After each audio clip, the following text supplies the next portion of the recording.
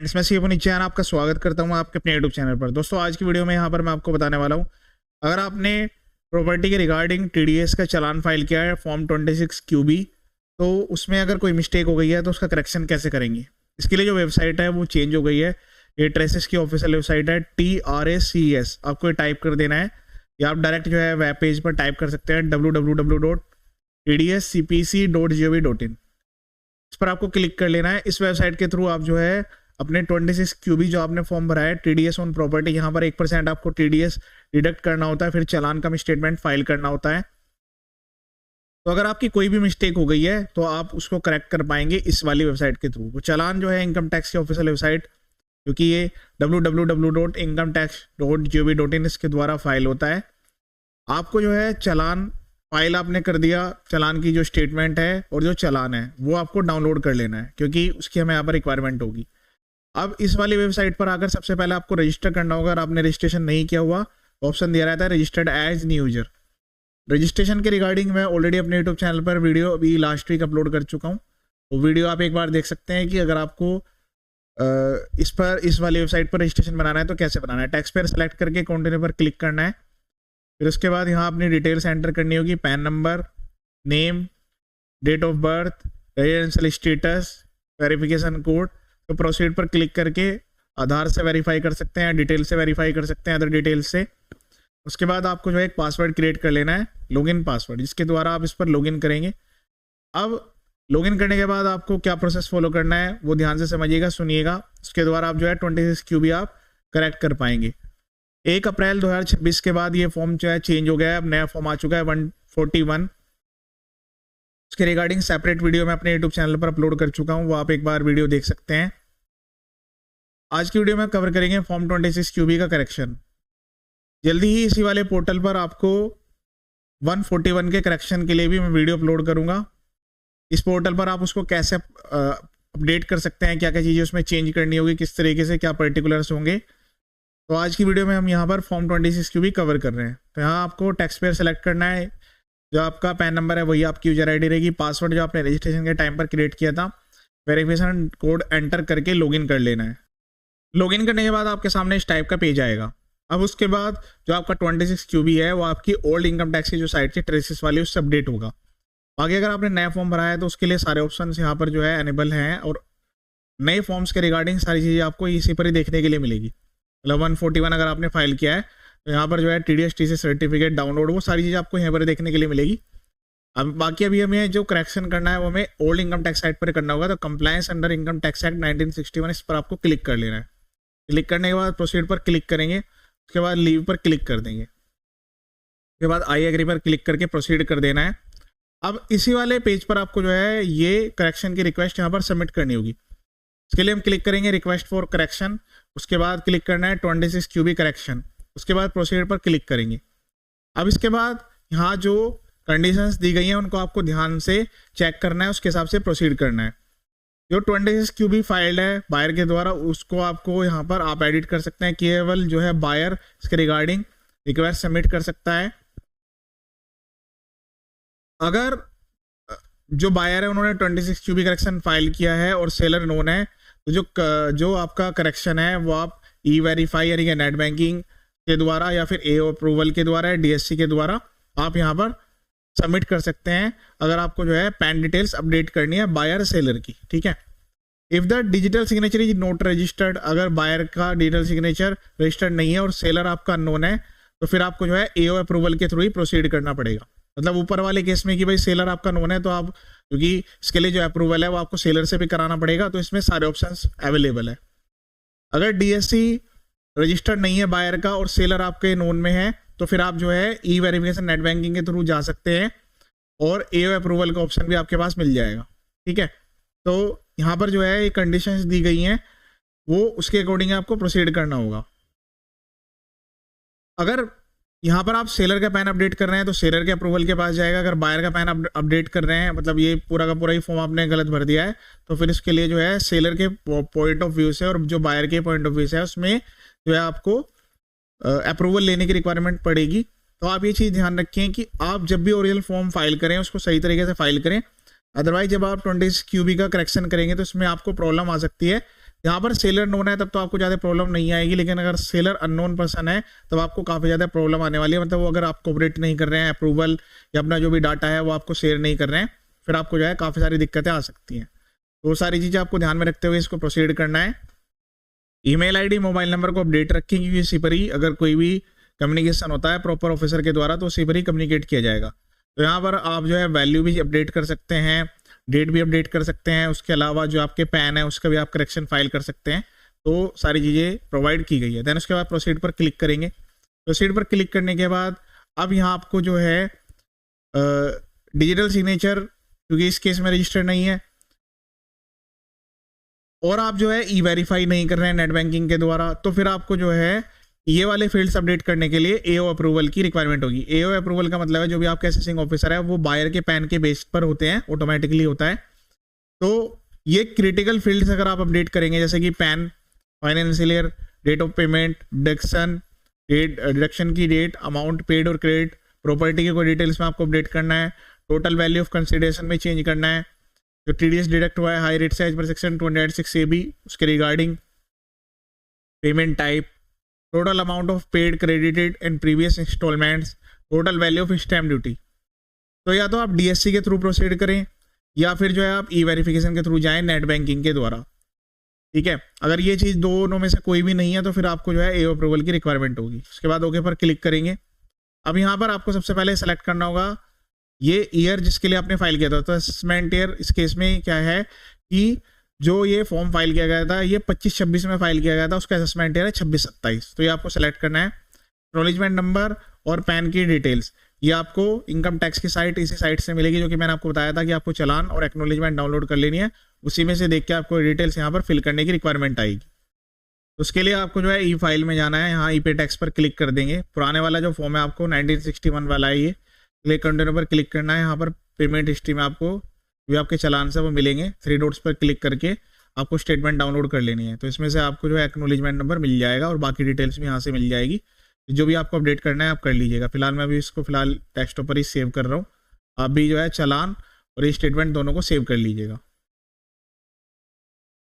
Seller का pan और acknowledgement number दोनों आपको चालान स्टेटमेंट में से मिल जाएगा। तो यहाँ आप एंटर करेंगे, फाइल करेक्शन पर क्लिक कर देना है। क्लिक करने के बाद अब आपके सामने पूरा का पूरा जो फॉर्म था वो यहाँ पर ओपन हो जाएगा। उसमें जो भी आपको करेक्शन स्टेटमेंट करने हैं उसका बैकअप अपने पास जरूर रखिएगा। एक एक्सेल फाइल में डिटेल मेंटेन कर लीजिएगा कि आप जो है इसके रिगार्डिंग क्या क्या यहाँ पर करेक्शन सबमिट कर रहे हैं। तो उसके बाद जैसे आप क्लिक करेंगे सबमिट पर तो इस टाइप का आपके सामने मैसेज आएगा। तो ये जो रिक्वेस्ट है यहाँ पर सबमिट हो चुकी है। यहाँ पर पूरी पैन की डिटेल, सब कुछ डिटेल्स यहाँ पर आपको देखने के लिए मिलेगी। उसके बाद अब यहाँ पर बटन दिया गया है go to track correction request, या फिर आप डायरेक्ट यहाँ से भी जा सकते हैं। ट्रैक करेक्शन रिक्वेस्ट पर क्लिक करके यहाँ पर व्यू पर क्लिक कर देंगे। क्लिक करने के बाद यहाँ पर आपको जो आपकी लेटेस्ट रिक्वेस्ट है वो आप यहाँ पर देखने के लिए मिलेगी। इस पर आपको क्लिक करना है।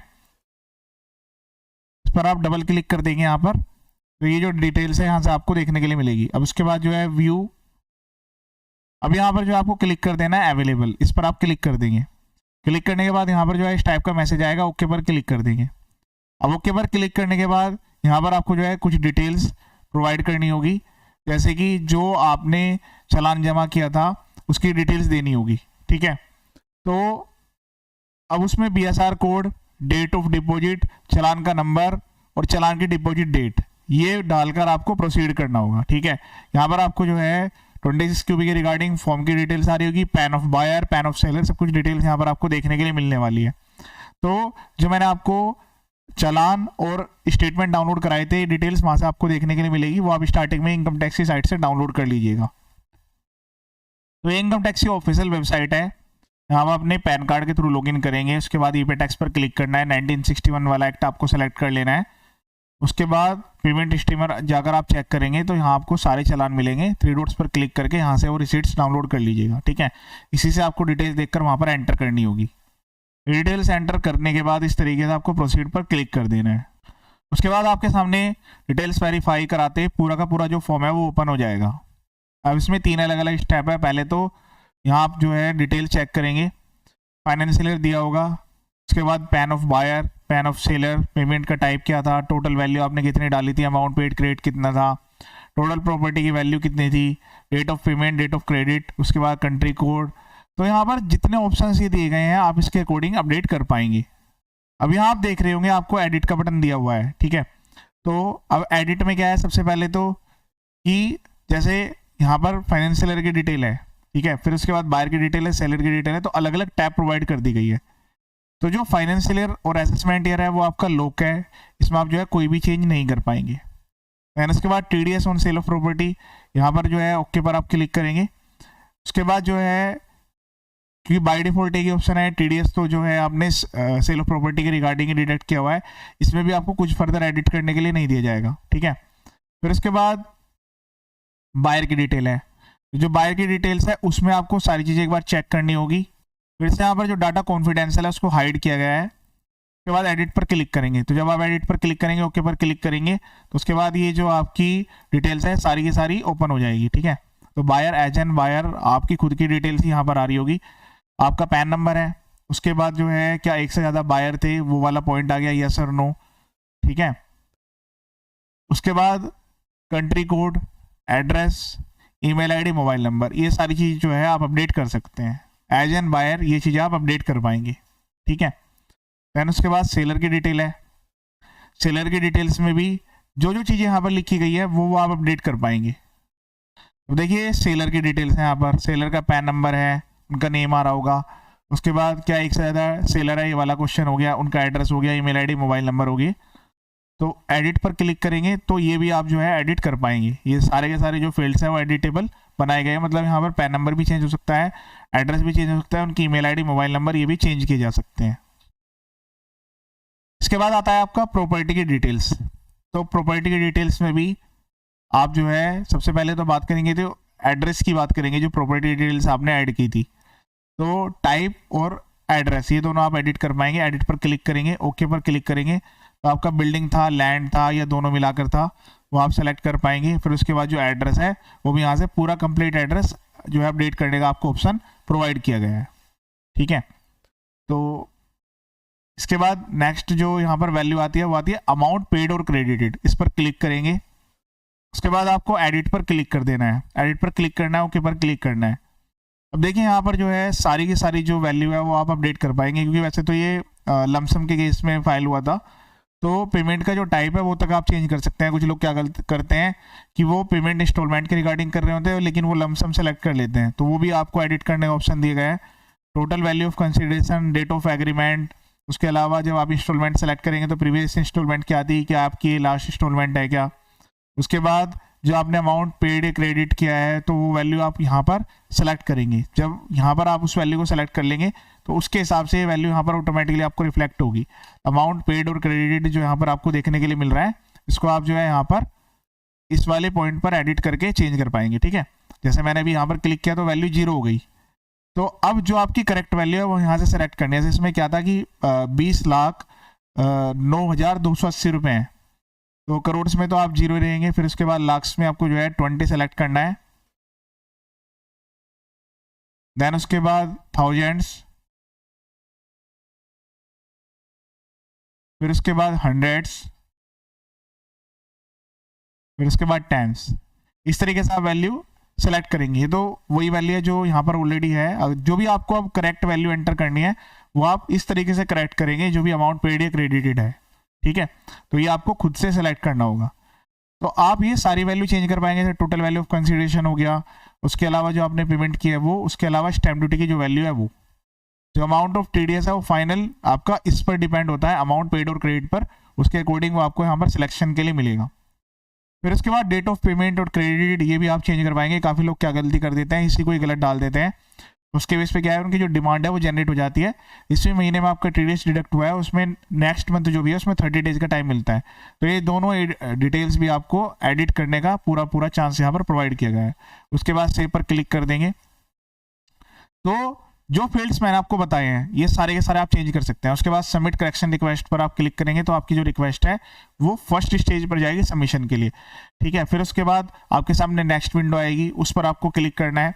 क्लिक करने के बाद यहाँ पर आपको ऑप्शन दिया जाएगा कि भाई आप इसको सबमिट करना चाहते हैं EVC नेट बैंकिंग के द्वारा, या फिर उसके अलावा यहाँ पर जो DSC है उसको भी ऑप्शन दिया जाता है। तो DSC तो पहले आपको जो है इस वेबसाइट पर रजिस्टर करना होगा, डिजिटल सिग्नेचर, और डिजिटल सिग्नेचर की अपनी एक कॉस्ट भी आती है। तो उस चीज़ का आपको ध्यान रखना है, ठीक है।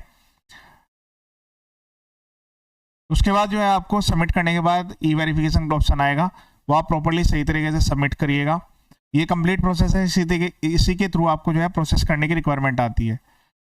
ये था कंप्लीट वीडियो। इसके अलावा मेरे यूट्यूब चैनल पर काफ़ी सारी वीडियोज अवेलेबल है, और अभी ये जो फॉर्मेट 26 क्यूबी भी पूरी तरीके से चेंज हो गया है, नया फॉर्म आ गया है 141 के रिगार्डिंग भी सेपरेट वीडियो मैंने अपलोड किया हुआ है, लेकिन उसके करेक्शन का वीडियो जल्दी मैं अपलोड करूंगा। उसके अलावा इसके लिए जो सर्टिफिकेट है TDS सर्टिफिकेट, जैसे फॉर्म 16 भी होता था, इसके रिगार्डिंग भी नया सर्टिफिकेट आपको डाउनलोड करने के लिए मिलेगा। तो जो नया सर्टिफिकेट का प्रोसेस है वो भी मैं सारी वीडियो जल्दी अपने यूट्यूब चैनल पर अपलोड करूंगा। चैनल का पर्पस फुली एजुकेशनल है, वीडियोज को शेयर जरूर कीजिएगा। ये वीडियो देखने के लिए थैंक यू सो मच।